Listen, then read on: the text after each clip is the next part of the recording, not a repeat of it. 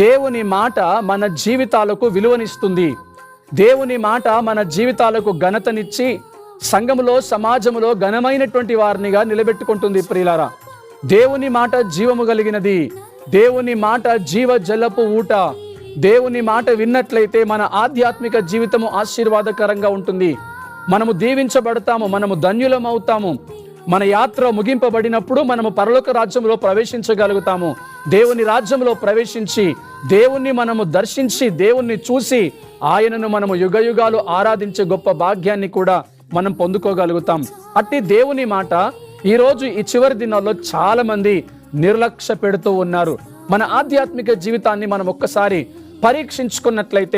పరిశీలించుకున్నట్లయితే ప్రియమైన సహోదరి సహోదరులారా, ఈ రోజుల్లో చాలా మంది దేవుని మాటకు విధేయత చూపించడం లేదు, దేవుని మాట పట్ల విశ్వాసం ఉంచటం లేదు. కనుకనే ఆధ్యాత్మిక జీవితంలో పడిపోవడం కానీ, పాపములో పడిపోవడం కానీ, బలహీనతలోనే ఉండటం కానీ, లేదా ఆ పాపంలో నుంచి బయటికి వచ్చే విధంగా, ఆ బలహీనతల్ని జయించే విధంగా చాలా మంది మరి ముందుకు రావటం లేదు.